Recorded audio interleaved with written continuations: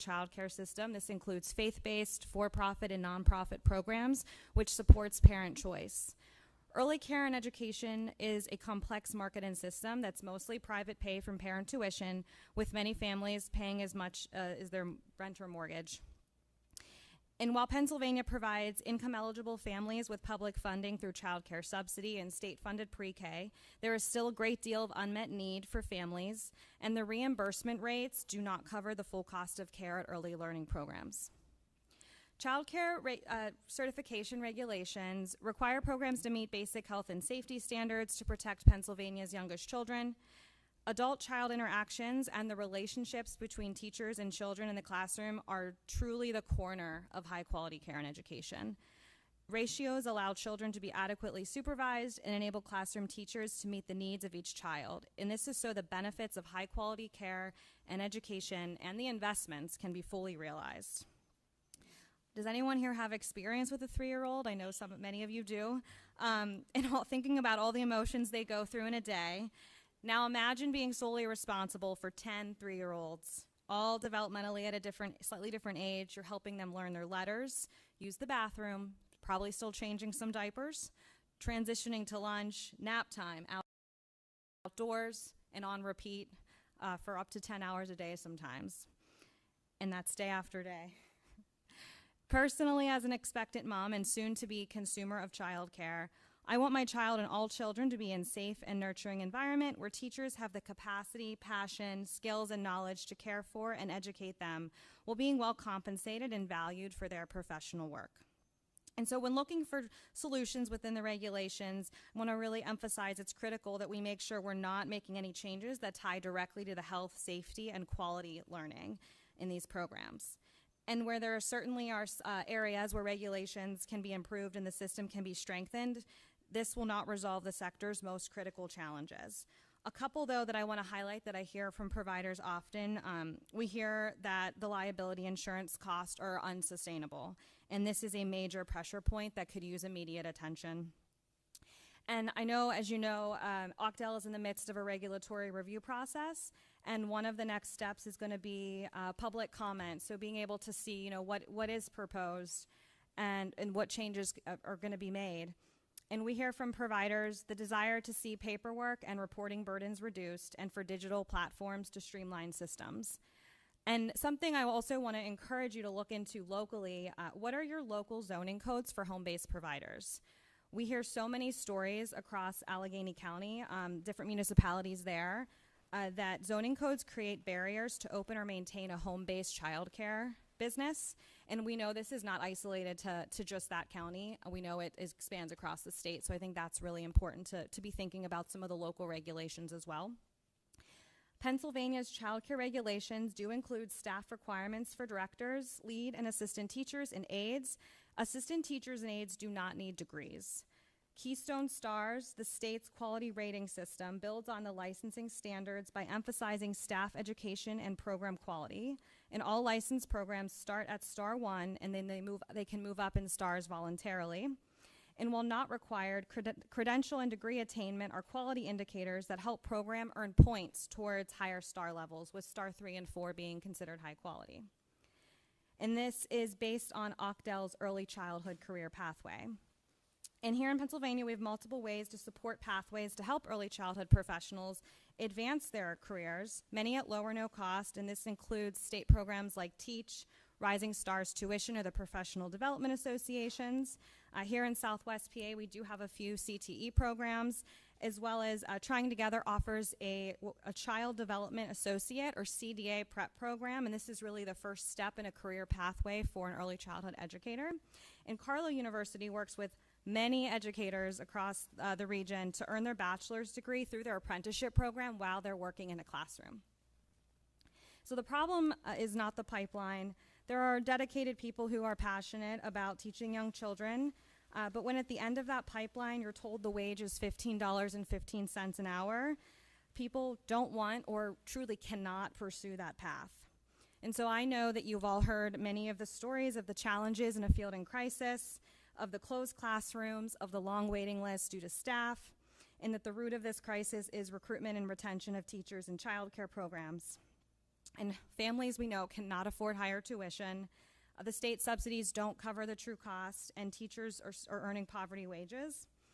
Thankfully, we are positioned to take an important first step in solving this for Pennsylvania's families, children, and educators through an investment of $55 million for a child care recruitment and retention initiative. And I really appreciate the opportunity to testify today and have this and be a part of this conversation. And I look forward to continuing the conversation on how we can strengthen childcare and make sure Pennsylvania's families are thriving. Thank you, Director Neff, and congratulations. Director Enns-Dorschner. Good afternoon, and thank you very much for the opportunity to speak with you today. I come before you not only as a constituent of Representative Mihalik, and also as an advocate of early childhood education, but as someone who deeply believes in the critical role child care plays in the lives of children, families, and communities across Pennsylvania. My name is Abigail Enns-Dorschner, and I am the Assistant Director of a Star 4 Early Learning Center in nearby Washington, Pennsylvania. Our center is in Representative Kale's district. I have worked in early learning for nearly 20 years. I used the Teach Scholarship to earn my master's degree in education. I am a Pennsylvania Quality Assurance System instructor, also known as PQAS, a member of Early Learning Resource Center No. 4's Leadership Committee, and a member of Pre-K for PA and Start Strong PA's statewide Provider Advisory Board. Since 1988, our independent, for-profit organization has served families in a working-class community. We currently support 50 families and care for up to 64 children at any given time. Like many programs across the state, we are committed to providing safe, nurturing, and developmentally appropriate care to every child who walks through our doors. But we are facing an unsustainable challenge. Early childhood educators are entrusted with an awesome responsibility to keep young children healthy and safe, to serve children with diverse needs and abilities, to screen for disabilities early when we can make the most difference in terms of early intervention, and to deliver all of this with the same care and intention we would want for our own children. And at the same time, we are expected to do this for wages lower than you might offer a Friday night babysitter. At our center, we operate with 12 dedicated teaching staff. These are people who have chosen this profession because they care deeply about children and believe in their potential. And in just the past 2 months, we've lost 3 of them. Not because they wanted to leave us, because they had no economic choice. They were recruited by a nearby center in Rep. O'Neill's district, a more affluent area, one that can afford to pay them an additional $1 or $2 per hour. That's the difference a few miles can make. 88% of the families at our center qualify for some sort of financial assistance. That might be child care work subsidy or the Pennsylvania Pre-K Counts program. Despite our best efforts, despite cutting costs, tightening our belts in every way we could find, we have been losing money for the last 9 months, every month. And inflation has erased our ability to break even. This is not just our story, but this is the story of childcare across Pennsylvania.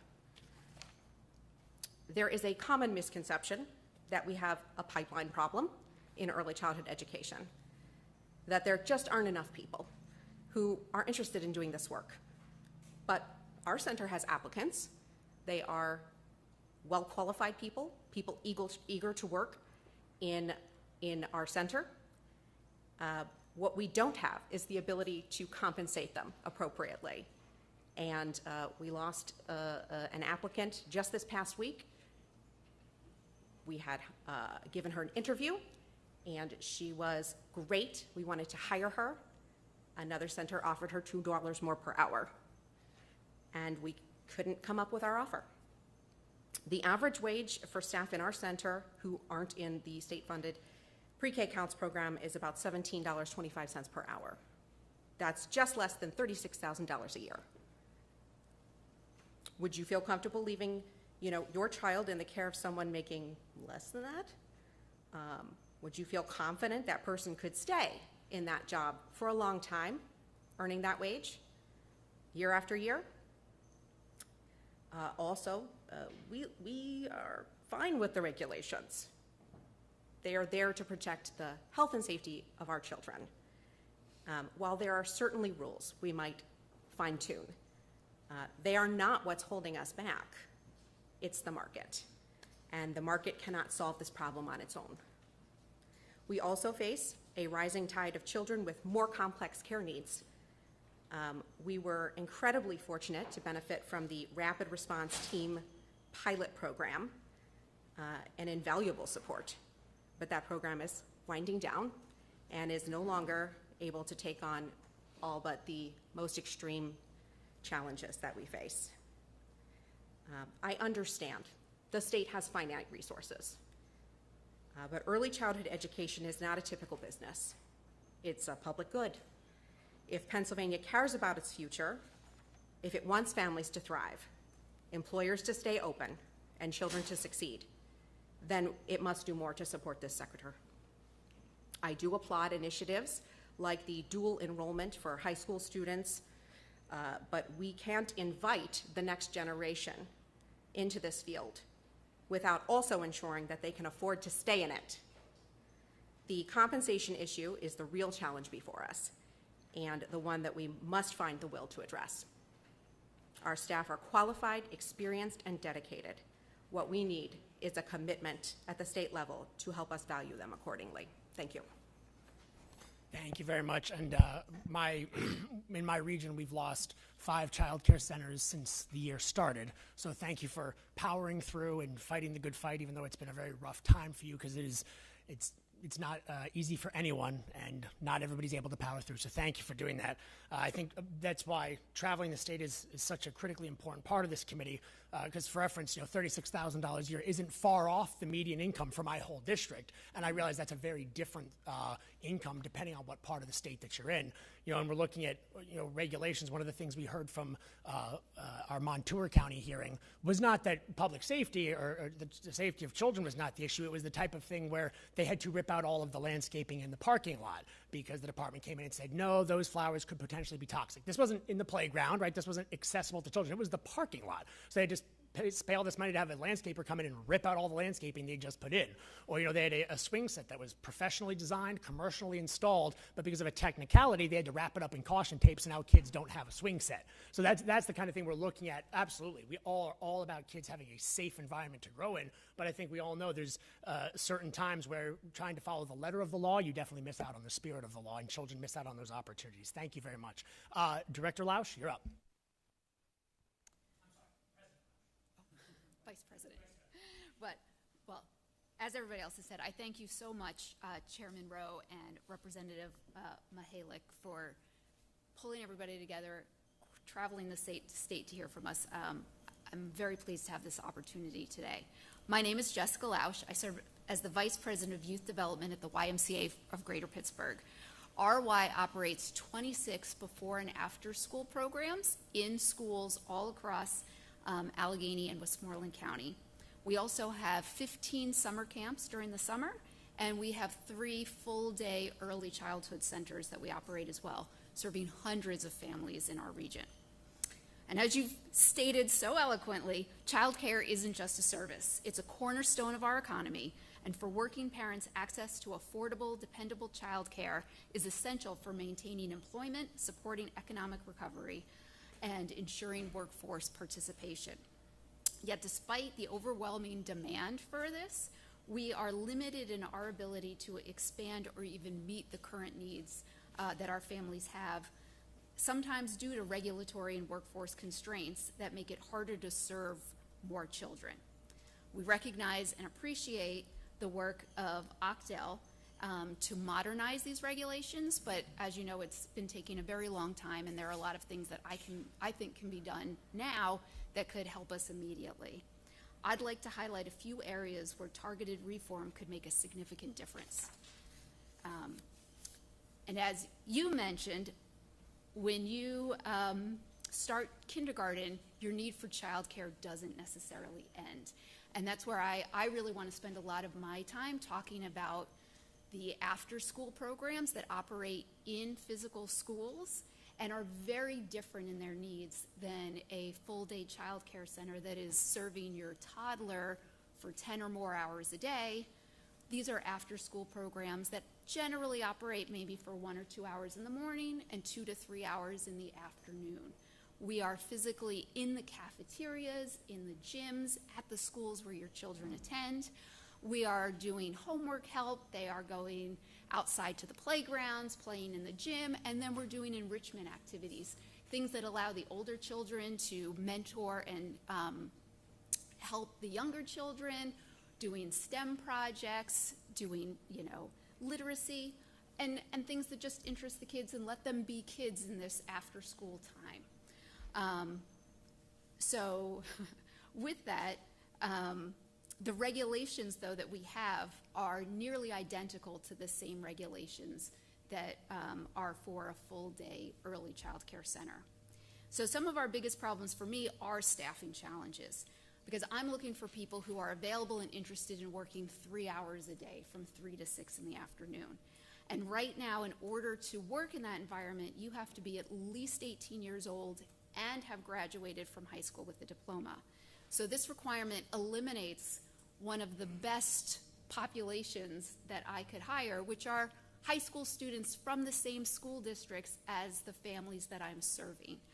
At the YMCA, we run all these summer camps. Many of them are unlicensed because they happen in community parks and places that are physically not able to be licensed.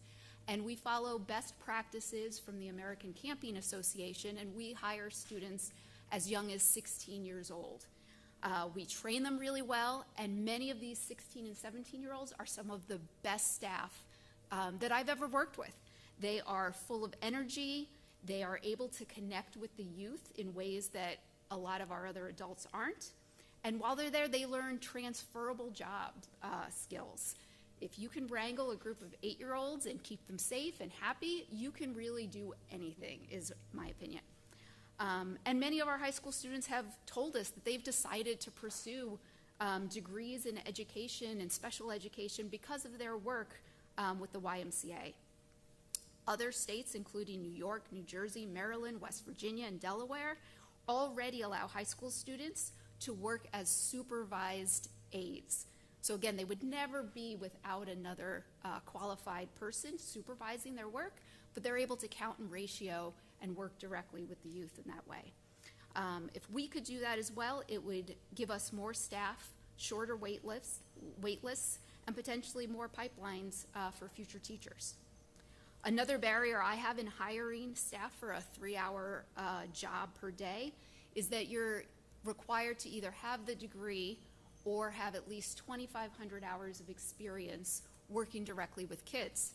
And to do the math for you, if you work 3 hours a day, every day of the school year, it will take you almost 5 years before you hit that requirement that would say you are now qualified to work with a group of kids in an after-school program without having somebody directly supervising you at all times.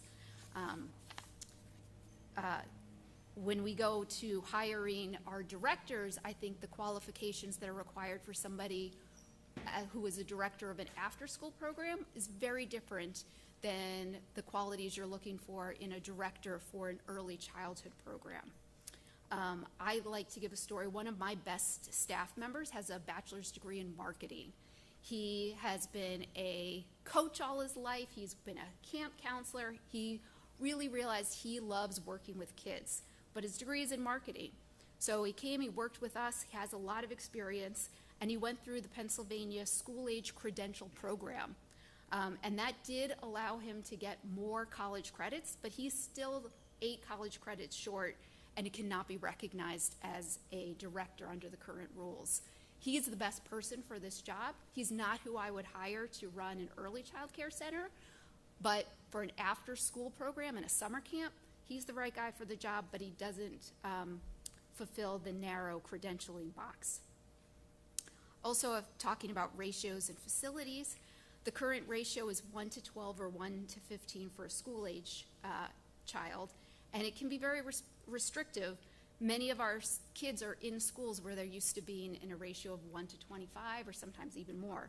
And I'm definitely not saying we should go that high, because there are many times where the 1 to 12 or 1 to 15 ratio is the right number.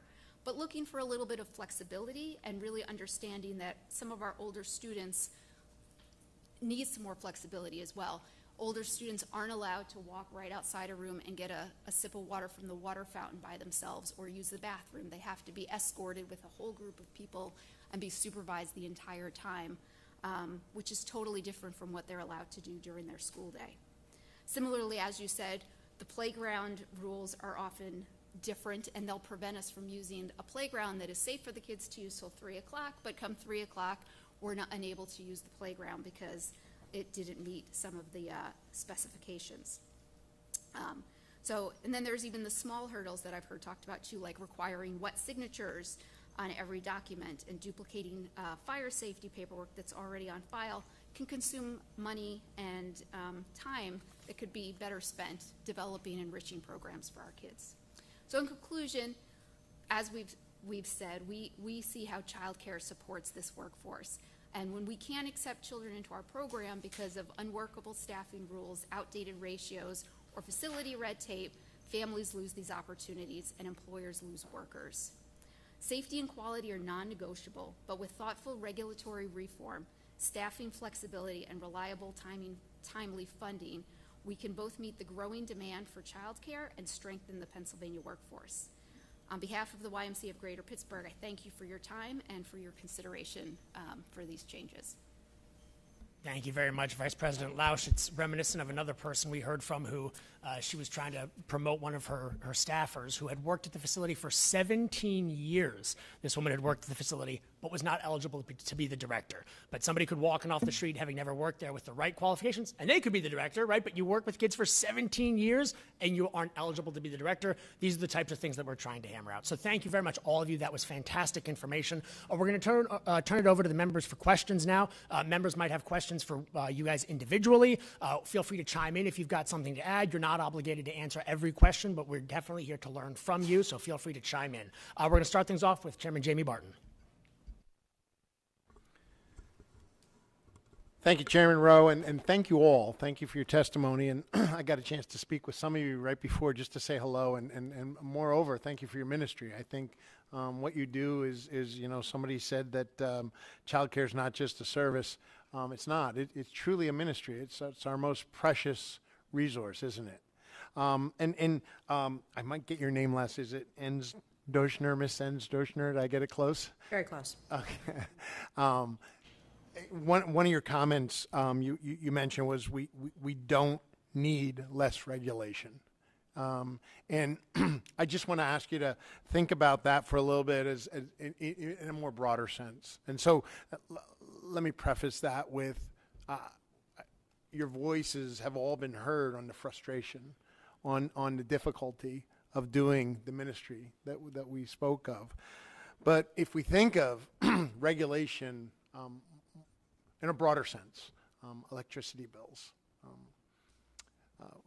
what it costs for fuel, what it costs to heat or cool your facilities, or parents, what it's costing them. If we think of energy as the regulatory issues that stop our energy, and I'm not getting off topic, Pennsylvania is the #2 energy natural resource in the United States of America. But we're strapped with regulations. As a matter of fact, Pennsylvania has 20% more regulations than the average state across the United States of America. So there's building codes. We can't revitalize or breathe new air into second floors of buildings without putting a sprinkler system on. Our regulations just handcuff so much of what we do in society, and it raises costs. And in childcare, it's no different. Look, even in education, IEPs and the paperwork, you folks referenced that you have to do also. So I think if we think of just the web of regulatory changes, there's really on a much broader sense. And I heard you loud and clear on your other pieces too, so please don't, I'm not discounting any of that. But I really believe that we should think of the regulations. If a lifeguard in Pennsylvania is 16 years old, right? And think of a lifeguard. Now, they're not educators, right? But they could be people that choose to get into, a young person, a 16-year-old could choose to go into secondary education. And how do you do that? Well, let's get some experience. We talked about having experience. I'd like to work in child care. We can't do it. Somebody that knows CPR, somebody that wants to be a helper, we can't do it without changing the ratios. The regulatory issues, I believe, is a big concern, and it's something that we've heard a lot of, and I just thought we need to think of that sometimes on a broader sense. And I'd like to think, and this is just for everybody, so that was a comment to begin with, but I'd like to question on just inspections, because I think of, and I'm a coal miner from rural Pennsylvania, so we deal with inspections from DEP all the time. And depending on what DEP person comes in, depends on what interpretation of the law we get. And my guess is you might experience that as well. I don't know, and I'm curious to know if you encounter conflicting regulations or inconsistent inspections, depending on how that inspector might be, or their interpretations vary. Well, thank you very much for your comment. I will revise my statement and say that my support for the regulations that I voiced was in particular for the child care codes. So the part about ratios, you want to cut my energy cost, by all means, go right ahead. Like every other bill, it's going up. But I will push back on the 16-year-olds in terms of offering services. Imagine that you are feeding a young toddler a food for the very first time, and they're experiencing it with you in childcare, and they start to have an allergic reaction. Do you want the 16-year-old in charge of that situation? I'm so glad that they can be a lifeguard. There are many things you cannot do at 16, and I would support retaining them at 18, not 16. In terms of inspections, we tend to have the same inspector for a year or 2 or 3 years. You get to know what they're looking for. From inspector to inspector, yes, there is some variation, but also from year to year, there is some variation about what inspectors are looking for, what has come up during the year that is a new safety concern based on things that have happened that year.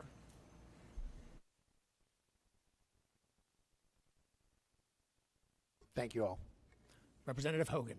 Thank you, Mr. Chairman, and thank you all for your testimony. We, as said earlier, we had a similar hearing like this in Bucks County last month, and we heard a lot of the same things, but I also learned some new things. And I was kind of on my phone playing with AI, trying to research it as fast as I could. But one of the topic, I believe, Emily, you brought it up about rising costs of insurance. That was the first time I had heard it. I mean, it makes perfect sense. That's a liability. That's a cost for every business venture. So my question right now is, does the state require certain thresholds, and is that different for like these state-funded programs like pre-K counts or something else? Like, do you have to compete with different insurance requirements depending on the program? I'll start, but I'm going to let Abigail finish because you live this. So liability insurance, yes, it's part of the you do have to have liability insurance to operate. And I think that what we hear from providers a lot is the costs are rising. They sometimes get notice they're being dropped by their provider and have to scramble to find a new provider and things like that. So I think that that is something that is definitely in need of immediate attention. That's a really burdensome cost. And I also think, as we think about, I don't know all the details of the playground story that you referenced and some of the other stories, but I also think too, liability insurance goes in a lot to in terms of the regulations providing health and safety requirements for programs. If there's regulations that an insurance company is looking at and thinks that that's providing the health and safety, and sees those being rolled back, what does that look like for providers? And so I think that is a really important piece to consider as we're having these policy discussions. But I want to let Abigail, you probably can talk about it personally. Absolutely. I did pull the information on this today for you. I thought it might come up. 5 years ago, we were paying about $9,000 a year. We are paying now 33% more than that than just 5 years ago. It's a big cost added on, and we have to spread it amongst our tuition-paying families, and there's nothing we can do about it. We are required to have the insurance. Yeah, so some of these other states I'm looking at, one red state, one blue state, both are kind of exploring the same issue, and this is maybe something that we can take away with, was having a legislative feasibility study on looking at pooling of insurance and basically allowing, all the providers to go to a similar market and try to share that coverage, because I can only imagine how challenging that must be for a provider anywhere in Pennsylvania to get a letter that basically they're being dropped coverage, because now everything you're doing in terms of taking care of these children and educating them, now you're basically shopping around for quotes again, thinking, how am I going to afford this? How am I going to make this work? And that's just another, when we talk about this topic and we talk about ways to raise wages, it's figuring out how to make it easier so that you do not have all these costs that I think most of us would say are in some cases unnecessary or just overly challenging, and then that's just more money that can be put back into workers' pockets and keep them in the profession. But I want to thank all of you. I'll have to leave soon because I need to be home to get my daughter in time, actually, from her babysitter, which are her grandparents, so I have some leeway. But thank you all again. Thank you, Representative Hogan. Representative Razzle. Thank you, Chairman. And I have to say, Representative Hogan, you had a very good question, because it was my question on insurance. But this is something that hits home for me. I'm a dad of 3 kids, 4 years old, 3 years old, 22 months old, and I'm married to a very talented woman who can't fulfill her career potential because we can't find daycare. And that is a challenge that we deal with, and she's made her sacrifices in order to be able to raise our kids at home while still working, but would still like that opportunity and that flexibility to do that. So I appreciate everybody's input on that. What states around the nation seem to be doing this right? We keep talking about all the things that we're doing wrong. What would be a good example for us to look at to maybe mirror or take a giant positive from in order to make this Commonwealth better? So I think there's many states. I know there's 18 other states, red, blue, purple, who are doing have investments around the workforce piece, as well as looking at other, not just that, but looking at other pieces of the puzzle to help strengthen the child care system. I think there are, New Mexico comes to mind of a state that really has thought about holistically how to really focus on those, getting the demand, like the costs down for families, making sure the workforce is compensated. And I'm certainly happy to follow up. We have Start Strong PA did do like a review of other states, and I'd be happy to share with the committee so you could take a look at some of the other ideas in other states, because I do think there's a lot of things we are doing well in Pennsylvania, but there's a lot of other ideas in other states that we could look to for examples. Thank you. And I just as a quick piggyback to Representative Hogan's here, what percentage roughly of the budget for each facility is these insurance costs? Like, how much are the insurance costs weighing on your everyday business? The biggest cost that we have as a center is labor. In a typical business, any business, you want to have a payroll to revenue ratio of 15, 30%. In childcare, the payroll ratio to revenue is 60 to 80%. Just my teaching staff takes up 60% of my revenue. That's no administrators. That's not the cook. Right. That's not a maintenance man. None of it. That's just the teaching staff. So yes, insurance is a problem, but it is not the biggest chunk of our budget. the biggest chunk is labor for us. Okay, thank you. Chairman Struzzi. Thank you, Chairman. Good afternoon. I appreciate you all being here today. This is a very important topic, one that I think we've discussed not just during this session, but for many years. I have 4 kids myself, 2 in college now, 2 in high school. Children don't get cheaper, that's for sure. And I've had the opportunity in the years that I've been in office to visit, many of the child care providers in my district. Emily's been to a lot of meetings with me. So we definitely see the challenges before us, and I think that today you've provided some viable solutions. Particularly, I think that the insurance component is something that, as mentioned, we had not heard about before. But I also think that there's sort of, I don't want to say conflicting opinions, but the regulatory side of things and the overburdensome nature of some of those regulations, definitely creates some overhead costs for you and some challenges with staffing. And again, in the interactions I've had with the providers in my district, I've heard a lot of different scenarios where because you're required to have so many credentialed, degree-oriented employees, you're not able to hire people that might be able to do other things that you need in your business because you have to pay such high salaries for some of those other people. And we certainly understand from a budgetary standpoint the need to compensate your employees appropriately. And I think you're all aware of where we are right now within the state budget. We have our challenges, and child care providers are not the only ones asking for increases across the board. People want their rates increased, and again, we appreciate that. And I think being a parent and for anyone, the safety of our children is paramount.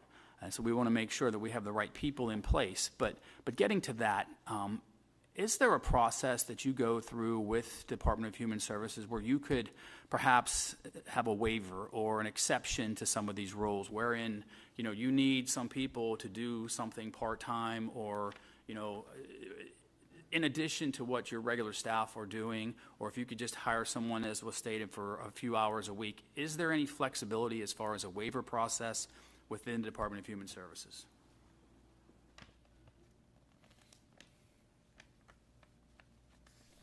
Not really, no. There are waivers you can ask for, but they are not something that are given easily or freely. So like I said, I really advocate for having a totally different set of regulations around who the best staff are for school-age children versus at an early child care center, because the point that you make about, first foods and this and that in a 10-hour-a-day program are just so different than the skill set that I'm looking for, and I hire for both. And so, as you were saying, the regulations for me are much more burdensome in the school age, where I see such easy solutions that we can fix so many of the problems. And the other beauty of it is a large organization like the YMCA, we then can make money off of our school age programs because our ratios are higher enough and they're short enough. And those funds help me subsidize the early child care programs that just don't, because of, as you said, the 80% staffing costs. But I'm lucky that I come from a very large organization, and that's part of our business model. We're a nonprofit, so we say if we can make some extra money here, it can help us support the programs over here that we know aren't able to make money. So that's why I'm also just really saying we've got some easy wins, I think, with the older school-age children that can, at least in some cases, help support some of the challenges that we face for the early childhood centers. But I don't disagree with anything that you've said about the challenges that we face in our 3 early child care centers. And if I could just add too, when we're thinking about like the staff qualifications, so we have, as I started to kind of touch on, and I don't want to go down too far the rabbit hole, but just there are the child care certification, child care licensing certification regulations, and within those there are qualifications, yes, to be a director, to be a lead teacher, which is known as a group supervisor, to be an assistant teacher known as an assistant group supervisor, and to be an aide within the regulations. But then there are also, if a program would want to move up in their STAR level, there are optional pathways of where they would look at to help an employee increase their degree. Within STARS that is different from the regulations, and they build off of each other. And so I do think too, when we're looking at that, I think it's really important to look at, what's it say in the regulations, and then what are some of the optional pathways a program might have to look and say, we need to have, 25% of our, staff who are, at a CDA or above, right? And so I think that is more of a STAR standard versus what's in the regulations. And I think sometimes when a provider, there's providers, working to maintain their license, working to maintain their STARS, sometimes that can get the two can get conflated. And so when we're looking at that, really having a clear idea of what's in the regs and then what's in the STAR standards, and how we're supporting programs to meet those basic health and safety standards, and also be able to then move up in quality and support and retain staff who are high quality through those career pathways. I appreciate that. This is a very complex problem, and as has been stated, we have been talking about this for many years. And all of my children went through some sort of pre-K education, which I think was foundational. It helped them know how to learn when they got to kindergarten. And I think we can all agree that that's something that every child should have the opportunity to take part in. And as we continue to talk about public education and opportunities for all students, regardless of where you come from or how much money you have, I think there's been some discussion about this, and I'm curious to hear your opinions, that perhaps the pre-K component should be part of your actual K through 12 education. Do your school districts offer any support for what you're doing? Is there any discussions about using actual teachers to help with pre-K education? Is that a model that you've heard of? I know maybe, Emily, you were in some of those discussions that we had in Indiana County, and it wasn't an actual pilot program, but it was something we were kind of talking about, as if that we all understand the importance of pre-K education. Shouldn't it be part of the overall education structure for students and children and their families? I'm curious your thoughts on that, if we should be looking really at reinventing the whole model of pre-K education building into kindergarten.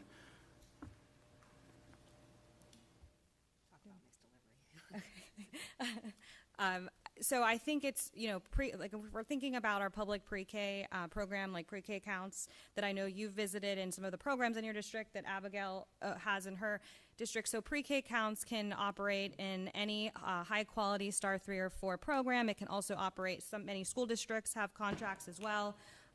Head Start could operate Pre-K Counts. And so I think what Abigail said to me is talk about mixed delivery. And so I think what's really important is we should really be thinking about the continuum of education from birth to grade 12, and what does that look like, and how are we, the way we look at K-12 as a public good, and how we're investing in the birth to 5 space, because we know children don't just show up on day 1 of kindergarten, and that's when they start learning. They don't show up even at pre-K, and that's when they start learning. We know that they start learning, the moment they're here, right? And so it is really important, if we're looking at models like that yes, schools can be a part of that. Schools, absolutely, but we need to make sure there is that mixed delivery model and that offers that parent choice. So, for instance, that one parent, if they're dropping off a child at a school building, that may work for them if they have another child who's in 2nd, 3rd grade, and maybe that school day, those hours work for them. But if they need that full, which many parents do because it doesn't match the work schedule, they need that wraparound care.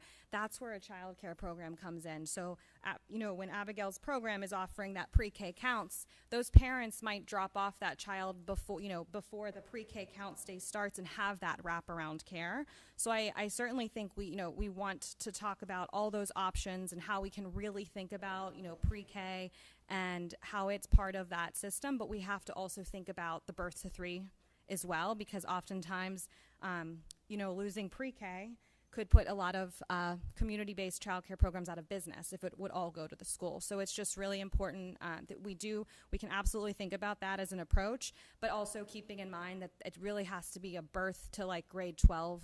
You know, we have to think about that. We have to think about our infants and toddlers and those costs both for the programs and for the families using those services. All right. If I could jump in on that, Representative, I'm glad you brought that up, and thank you for your points there. I actually went to Upper St. Clair High School, which is in Allegheny County, and there's a very similar model there. As a junior in high school, there was a class called Child Care 1 and senior year Child Care 2. They were optional, and you would elect to take them. I took them both and loved them both. But what that is there's a teacher in the high school teaching those classes, making sure that the students, the high school students, are getting the education that they need, but the students are actually the teachers for the preschool. So it was a really great model. I know a lot of friends that I graduated with actually went on to become teachers and realized, you know, I do or don't love preschool. It was a great way to learn if that's something you want to continue doing, but also the parents and the kids loved it. It was a great thing for the community. You know, you gain babysitters and other childcare providers by doing that, making connections. And I just thought it was a really great way to engage the kids and to have that, you know, the wraparound care, as you mentioned, is an issue, but there were a lot of connections that were made for both the students, the parents, the children, and I know that it now has a 3-year waiting list. Program seems to be going very well, so I feel like these are discussions that we should definitely engage our schools in. Thank you.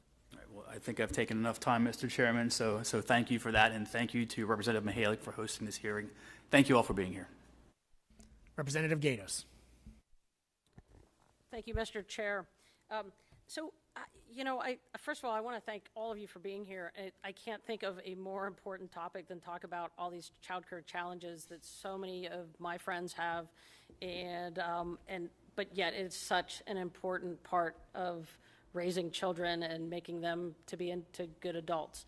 So we're here looking for solutions, and I do appreciate some of your suggestions.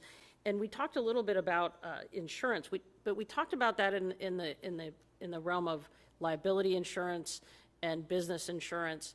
But my question to you is, how many full-time employees do each of you have? Can you? I did payroll this morning. We have about 15 altogether. It's not enough to form a medical insurance group. That's right. Because I get it from my husband and I don't need it, so, and that's, you know, if that's half our group, we just don't qualify to offer health insurance that way. And how about each of you? I represent a much larger organization, so I have a large team of probably about 25 to 28 full-time people. So we've got administrators. We try to have one full-time director at each of our early child care centers. And then when it comes to my out-of-school time programs, most directors supervise anywhere between 1 and 3 programs. And then in those, everybody else is part-time pretty much. In our early child care centers, we try to have a full-time lead teacher for every age group, and then everybody else is part-time. That's kind of the model that we follow. And I know our local YMCA, the Swickley YMCA, also has child care, and they have a number of employees there. And again, they're a nonprofit. And how about you, Ms. Neff?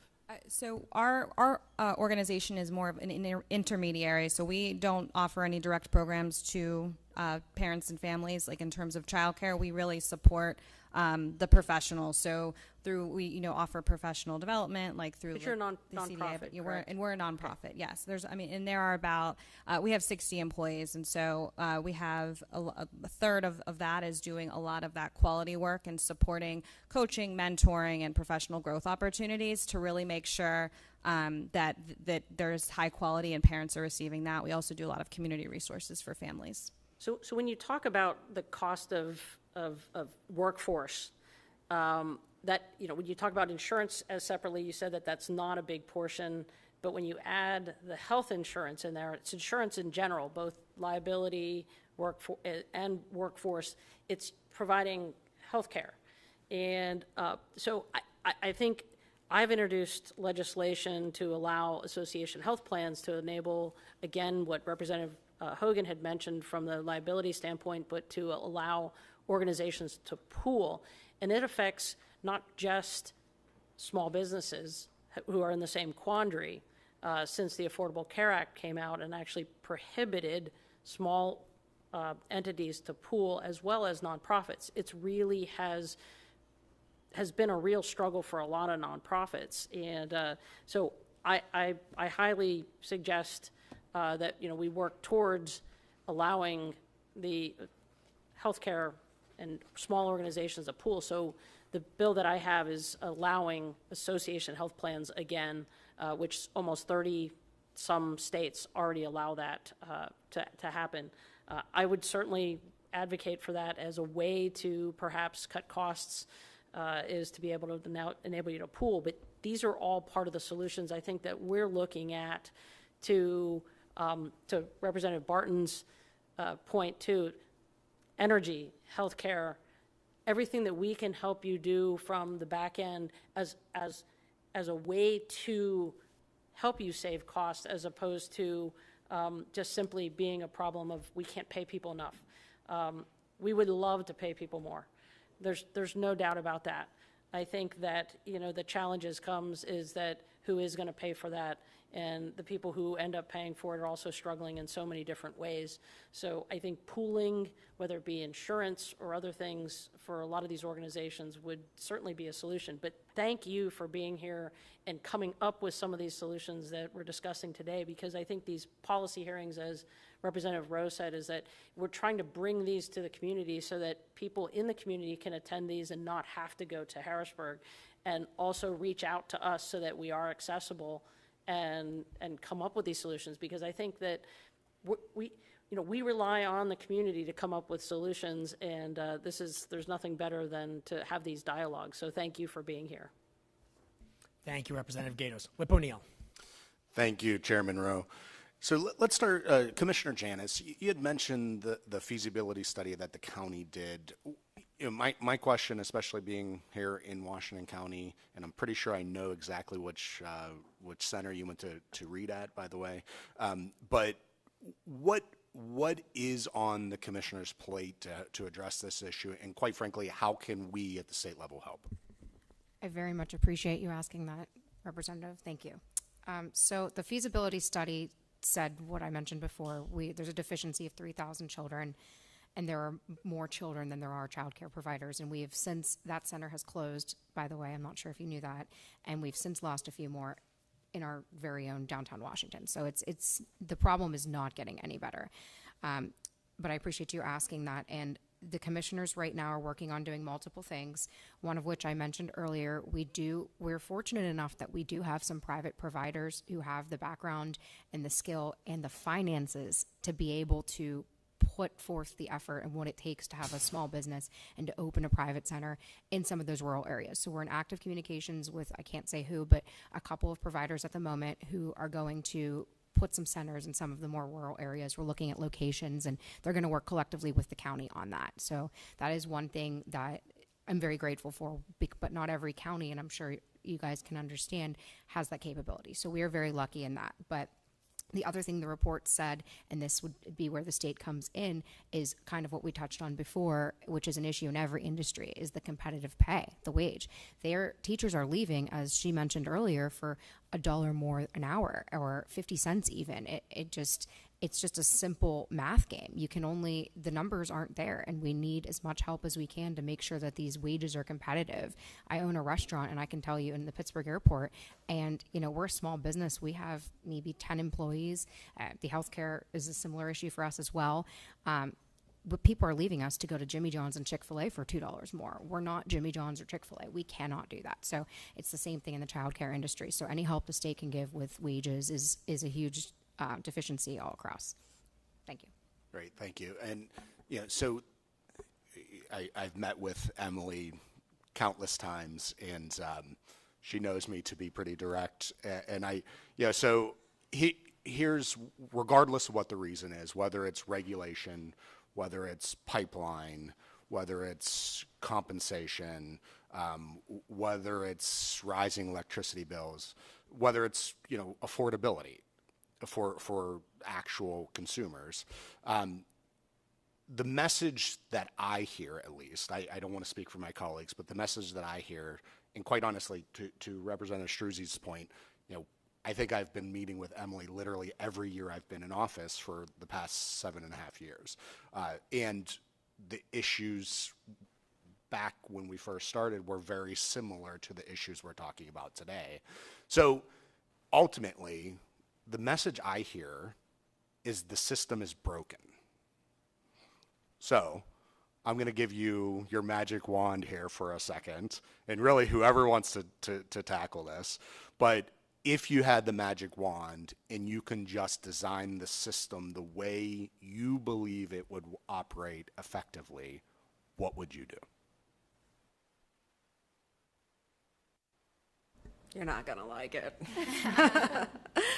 I would point you to the model that the military is using in terms of providing. I like the military. Okay, okay. Well, I thought I'd lead with that. They have an excellent program to provide childcare on bases. I would highly recommend you go visit a base center, a child development center on a base. It's something I did, and they, of course, have a huge commitment to high-quality learning environments, much more stringent than we here have in Pennsylvania for our DHS inspections. And they are putting money into the system. I know I've heard the pushback. I know you don't want government childcare. I know you don't want socialist childcare. I'd encourage you to go visit it. It's really nice.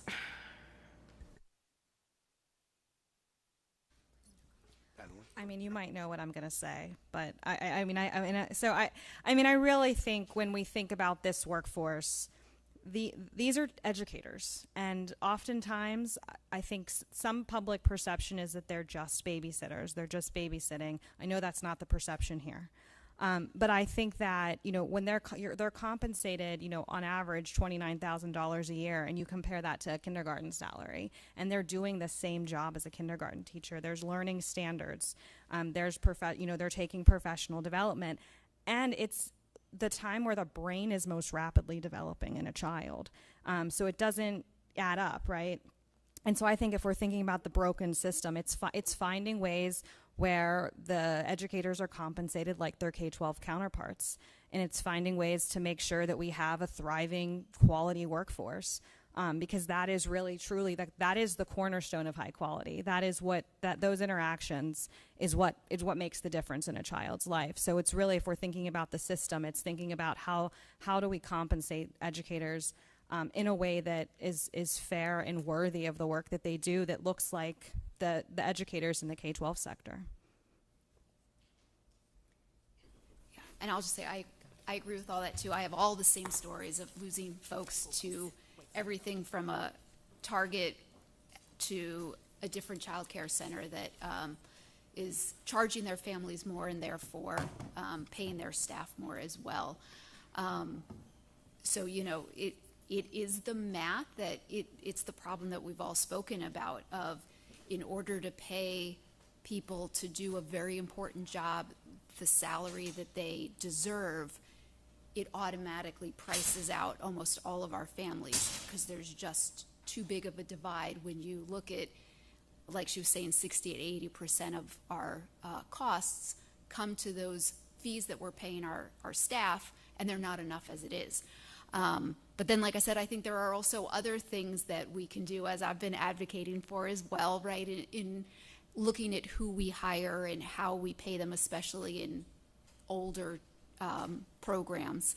And with the YMCA and other groups, we've made lists of recommendations that we've shared with OCDEL with these changes in regulations that are coming, and we'd be happy to share those out with you in writing as well, so that you can see some of the other ideas that people within the YMCA have been thinking and talking about as well. Great, thank you. Thank you all. Representative Ledbetter. Thank you, Mr. Chairman. Ladies, thank you so much for your testimonies this afternoon. In hearing your testimony, several thoughts have come to mind, and Chairman, some latitude if I can give some context, and then I'll present my question.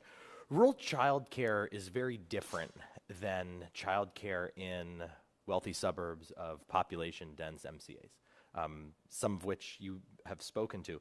And in a similar manner, opinions from the public look very different when asked or polled on what needs to be done to reform early childhood development and care, as well as what needs to be addressed. I think to a different time when I was receiving early childhood care, and it was from my grandmother, among other people. And I grew up in the desert. The courtyard that I played in had lava rocks in it that got very hot instead of great green grass that we have here in beautiful Pennsylvania. So when the floor was lava being played, it was actually very much the floor is lava. And wetting the concrete with a hose and determining when our feet got too hot to be burned. My grandmother deemed that as quote, safe. And certainly that's not what I'm advocating for. But it showcases, while humorous, an important point that opinions are going to vary from the public on what is appropriate and what is not.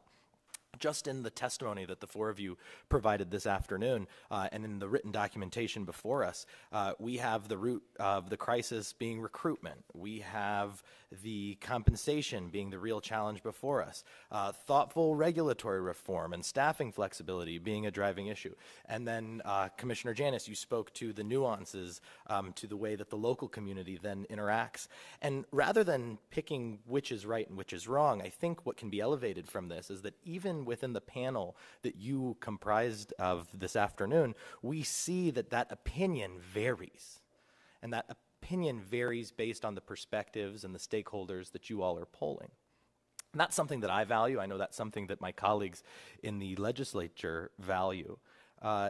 And yet, when you look at how Ocdel is structured, there is no public appointment to that authority. You all are undoubtedly familiar that Ocdel operates under both the Department of Human Services and the Department of Education.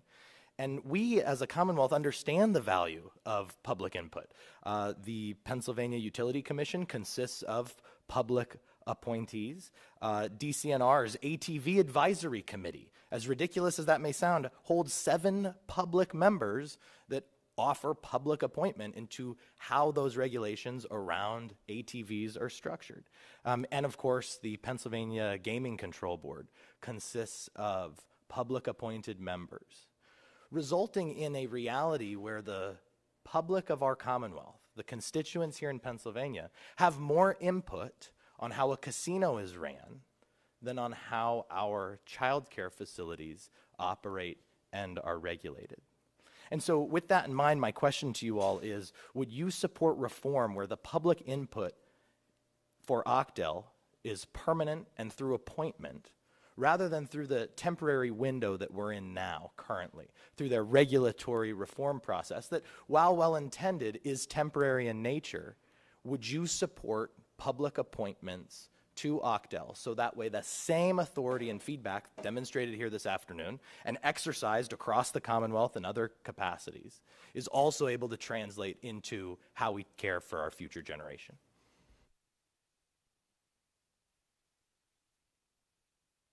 So this is definitely not a question I've thought about before. So I don't know if I really have an answer and would really want to think about it. I think everything that you raise about making sure that everybody's voice is heard when we're talking about it, and that's why I'm just so honored to be here today, because everybody has a story. And where I push back on you is, saying how different the stories are. I actually, what I'm hearing is the similarities, the through line, right? We all have similar challenges, and even our ways of solving it. I don't disagree with anybody else. I think we all just might say, this is my first priority, but that's all true too. It's not a either or, it's an and, or knowing that, money doesn't grow on trees, so I'm going to present with you something that I think we can solve easily without any money. But I won't lie, we also need more money, right? So it's not an either or, it's an and to me.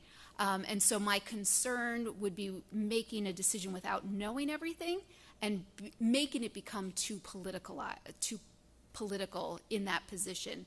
And not to interrupt, Vice President, simply we're asking if the value of the public input should be part of the process and how UCDEL is structured versus then just a temporary window that they're affording the Commonwealth currently. I mean, my gut tells me that yes, having everybody's opinion on things is definitely helpful. How that goes about so that it doesn't become too political is where I would be concerned. But in general, the short answer would be yes, but I don't know completely the idea of what that would look like. So it's something I'll share is a couple of years ago, the Start Strong PA campaign actually partnered with UCDEL, and we did 13 listening sessions across the state. And so I do really value public input. I think that's something that it's at the heart of our work. It's why that we have a Start Strong PA and Pre-K PA advisory board, that they are the experts informing us how this impacts them.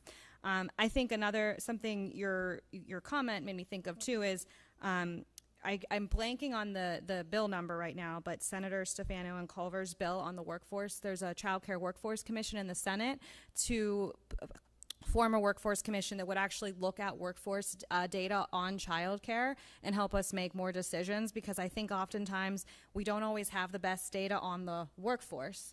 And so I think that is a way we could get more information, and there would be appointees to that. And something that we worked with them on is making sure there's someone in rural areas, someone in urban areas, and making sure the geographic regions are balanced. I think something interesting too that you shared that is, a couple years ago we looked at 13 rural counties. We did a report, and we're just asking them during the pandemic, what are some of your biggest challenges? And we were expecting, we weren't sure what we were going to hear, how different it was going to be, and a lot of the challenges were similar to what we hear in urban and suburban areas around workforce, and I think even more exacerbated because of the rural communities having less population, having to travel further. So I do think that is something we really value, and it's something we've partnered with UCDEL on, and I think there's a good opportunity around the Child Care Workforce Commission that's in a bill in the Senate right now. I actually love that idea, and I think that would be an awesome thing if the House of Representatives could mirror that in some way, shape, or form, because similar to the study that the county did, without that feasibility study, we wouldn't know that we were deficient in childcare. And I think what we're doing right now, raising awareness, having these conversations and these discussions, is extremely important. I remember the first couple times I started going to these childcares, I had people writing me nastygrams saying, "You're a commissioner, why are you wasting your time in a preschool?" People just don't understand, the issues that we're facing. And I think that having a group conduct studies like that is extremely important, and we're not going to know what issues we are facing unless we continue to scream about it. So I appreciate everybody being here, and Representative Mihalik for your work on this, as well as all of you for raising awareness to this. Thank you all. And Mr. Chairman, I'll just emphasize the point that in your collaboration with Chairwoman Klunk and Representative Mihalik and the Southeast delegation, the last 3 policy hearings that you have hosted on this topic, due to the structure of this committee and how we incorporate public testimony, we have actually received, perhaps in more regularity and structure, public feedback on this topic than perhaps the governing body that is tasked with that within the Commonwealth. So I'll again advocate for a reform within UCDEL to move away from the bureaucratic structure and more embrace the public appointments that are clearly beneficial in other areas within Pennsylvania. Thank you. Well said, Representative Ledbetter. Representative Shalaba. Thank you. Thank you all for being here today. So I will agree with you on one portion of this, Jessica, that it does seem like there is some uniformity and similarity in the challenges experienced by child care providers. But I'm curious to pick up on a point that you mentioned earlier. It seems to me that the solution to a lot of those challenges cannot be cookie cutter, which should come as no surprise when we are dealing with developing children and different age groups. So you had mentioned having to comply with regulations that are more tailored towards infants and toddlers in the child care setting as an after-school child care or school-aged child care program. Can you give me an example of one of those types of regulations that seem a little inappropriate with aged children or aging children, and then insight onto what you think a more appropriate solution would be. Sure. So, I mean, the big one that would help me the most is, like I said, if I could hire at age 16 high school students, that would help immensely. I could get rid of wait lists. My stress level would go down because I had to turn off my phone because as I was walking in here, this is our time of day where we are finding out if there were any call-offs and where our holes are and who I can move from this school that has an extra person and put them at another school. We spend so much of our time trying to fill the holes that is time that we are not using to build the enrichment programs, to train our staff to be better. It's where, to me, the largest quality is lost, is just that I'm spending so much time hiring and moving people around. So fixing that would solve a lot of my problems. But then some of the other little things kind of that we mentioned, we operate in a school, and so we've got kids that are used to school rules, and they're very good.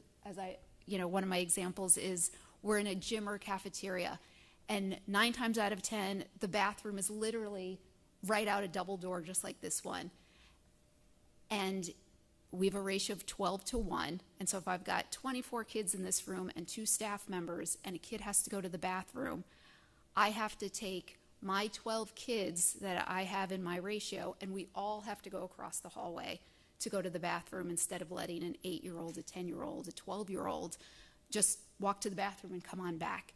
And ironically, down the hall, there could be a music program going on that's unlicensed, and you see the kindergartners walk in the hall doing whatever they want. Developmentally, we know it's the right thing to do. It's why as kids get older, we give them a little bit more freedom. We give them some tasks for them to be successful in, right? You probably remember or have your kid who comes home so excited that their teacher picked them in first grade to deliver something to the front office. And maybe they have a partner that goes with them. But those developmental milestones are really important. I would never advocate for a 2-year-old to go, well, I guess they're not using the bathroom on their own, but even the 3-year-old who's just learned to use the bathroom, I'm not going to advocate for them to go. And the rules would also be different if I'm on a field trip and I take my kids to the zoo. I don't want my 8-year-old go finding his way to the zoo. I'm going to now make sure we go as a group. So it's using a little common sense of like, when is it appropriate for an 8-year-old to just go across the hallway in their own school? And when is it appropriate for us to stay together as a group, because safety is still the priority? We had mentioned the playgrounds. We have schools where we are not allowed to use the playground because the mulch isn't deep enough or something else is going on. And so, in my head, the better enrichment, when you've got a kid in an after-school program and it's a beautiful day like today, you want to be using the playground. And sometimes we have to tell them, nope, sorry, can't use the playground, we're stuck on the blacktop. Even though at lunchtime, recess today, you were safely using the playground with less supervision than I'm allowed to do in the afternoon. So those are some of the rules and regulations that kind of stick out that I think lower the quality of programming in after-school time. Thank you very much. I think the takeaway from that is really, childcare should be the launch of the rest of that child's life, and creativity is a core component of childcare. And our licensing needs to stop limiting and instead help nurture and foster the rest of that child's life. Thank you. Thank you, Rep. Schlaba. I have one very quick, easy question, then I'm going to turn it over to Chairwoman Klunk and Rep. Mihalek for their questions and closing comments. But looking at that Wall Street Journal article I referenced early on, looking at the map of what counties out of those 67, the handful that are under that median, they're all predominantly rural counties. So whether it's, Commissioner Janis, the study, because I know there's suburban and rural parts of Washington County, or you're looking at from a holistic perspective view across the whole spectrum of the greater Pittsburgh YMCA, are there differences that we should be looking at between urban, suburban, and rural childcare? Why is it that rural counties' costs are lower? Is it simply cost of living, or is it those local zoning restrictions are perhaps more relaxed? Is there a perspective that you can offer why those cost differences might be so stark between urban, suburban, and rural areas? Are you talking cost differences in like what childcare costs? Yeah, so just the median cost, Sure. The only counties that's under that $44,000 median are rural. Right. I think the child care market, when we think about it, it's parents, young parents who are at their earliest, lowest earning potential, right? So you're just starting out. So the market of childcare is what the consumer can bear in those regions. So I think a lot of childcare programs, they make it work and they charge what they can charge so that they are not, because if they charge too much, that parent's going to go down the road or across the county to find a different childcare. So that usually accounts for, like, in the region, it's really just what the market can bear, which is families who are young families, some of just starting out in their careers. So I think that would have a lot to do with it. But I do think, like I mentioned, our work is across 10 counties in Southwest PA, so we work with suburban, urban, and rural communities. And, the theme, remains the same. Parents are paying too much. They can't, they're paying all they can pay. Child care providers can't keep teachers in classrooms. And the child care subsidies in each of those regions don't cover that full cost of care, because those childcare subsidies they're at the 75th percentile of that market rate. So you have your private pay tuition, and then you have the subsidy rate coming in based off that. And so that probably has something to do with it of childcare programs can only charge what keeps people coming to them. Well, thank you very much. I'm going to turn it over to Chairwoman Klunk for any questions and closing remarks. Thank you, Chairman Rowe, and thank you to our panel for joining us here today. Commissioner Janus, don't let anyone tell you that you shouldn't be in a child care facility. That is exactly where you should be, because those children, if they do not get that early start in life, that will impact the county later with juvenile justice issues, with children and youth issues. So you are exactly where you need to be. So thank you for being a commissioner who cares about kids. So thank you so very much for that. Jessica, the YMCA, I've heard from my local YMCAs on these issues, so this was not new for me. But as I was sitting here thinking, and one of the other representatives asked about, well, what are other states doing? What are you hearing from your other YMCAs across the nation about how their states are getting it right with this aftercare program, so that we can, potentially change things here in Pennsylvania?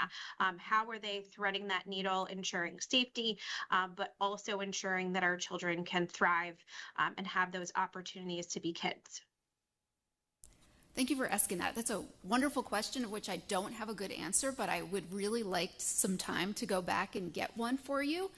I work on a cohort within Pennsylvania, so I know a lot more about how, just like you do, how similar a lot of our challenges are within Pennsylvania, but I don't have a really good answer for other states. But that is definitely something that I can get access to and find some examples. So like I said, I know that there are other states that, at least in the school age zone, they are able to hire high school students, and they do have slightly higher staff ratios. Sometimes, like I said, I also want to say we don't want to go crazy, right? We all think when a teacher has 30 kids and no help, I don't think that's the best way to operate a program. But an example I give, we talk a lot about flexibility, and I believe it was mentioned, understanding kind of why the rules are there and when flexibility is appropriate and when it's not. Everything is black or white right now, and there's a lot of being able to trust the staff to sometimes make exceptions for limited times for good reason. So an example I give is, again, I'm looking for people to hire that are a good fit for a 3-hour-a-day after-school program. Our paraprofessionals are great fits, and we often find people who want to stay an extra 3 hours, and I'll hire a paraprofessional, but they're often on bus dismissal duty. And so there'll be 15 to 20 minutes where they are still working for the school, dismissing kids on buses, but my kids have already showed up to the cafeteria. So if there were kind of rules that said, you can, for up to 30 minutes, have a higher ratio, sometimes that would be all I need to make it through a day. And then we go back down to a ratio that allows for a better quality of programming. But I got off topic there, and I'm going to get you answers on some other examples. But like I said, I do know that other states have higher ratios and allow to hire high school students, at least in an after-school program. Well, and it's great to hear. And so we know that it's working in other states. So I think that gives us, some, a little bit of breath of assurance that this can be done. So if we can look to another state to get that example, I think that would be really helpful to us as we advocate to OCDEL for changes in the regulations on that particular issue. So thank you for that. And then for Emily, thank you for your testimony. And one issue that you brought up was workforce development and the Carlow University apprenticeship model. I come from an area where our local Chamber of Commerce has tried to identify those workforce shortages and partnered up with our local high schools, community colleges, and trying to find pre-apprentice and apprentice programs to help fill those local workforce needs. So this Carlow University apprentice program, I think, sounds absolutely fantastic. Would love to learn more.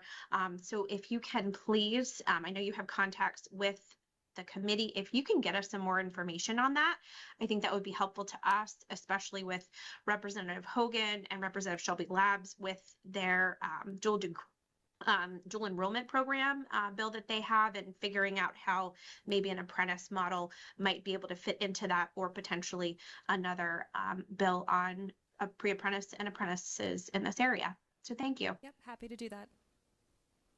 Thank you, Chairwoman Klunk. Representative Mihalik. Thank you, Mr. Chairman, and thank you to all who were able to testify and participate in the hearing today. And really thank you to my colleagues for being so engaged and trying to take away something useful from this. I think this conversation is so important to have and to continue having. I think that we could take back, what we heard here today from the Washington County feasibility study and maybe try to extrapolate that on a statewide level, because this issue is just so big and is so enormous to tackle. And hopefully we've made some steps today in educating our members into, action.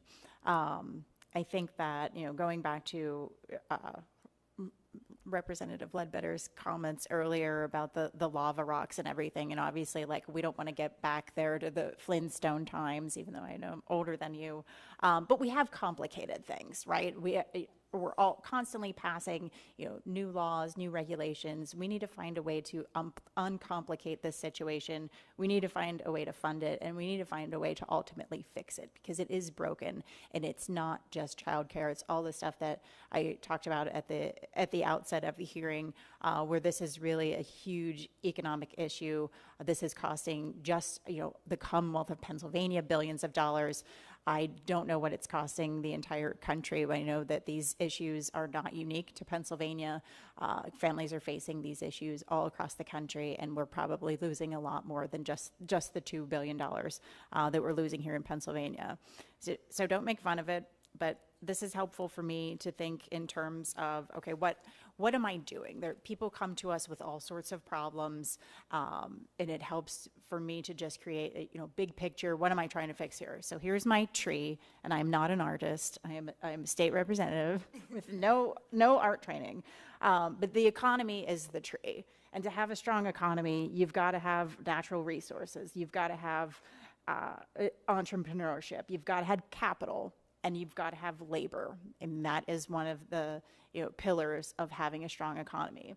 And when we're talking about labor, I think we are very weak at the roots. We have this workforce issue that's twofold. We have this childcare crisis that's just the moms not being able to return to work and families not being able to afford childcare, and that's all contributing to this labor shortage, and it's contributing to a weakened economy, and it will continue to weaken the economy until we do something about it. So I hope that just like Representative O'Neill and Representative Struzzi, we have been having these conversations for many years. I hope that it's not many years before we can actually take some action and start to fix this issue and unwind from some of these regulations and help figure out ways to deal with the cost. I think the insurance piece was so well received today.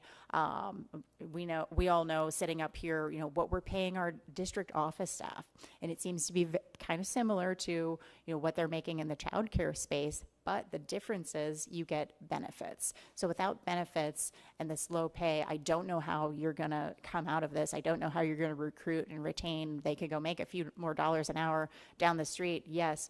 But if there are actually benefit packages, I think that's even bigger than making $1 more an hour. So I thank everyone. Thank you to the chairman and everyone from Harrisburg who is here with us today to put this on and to learn a little bit more about this crisis in our Commonwealth and in our nation. So thank you all.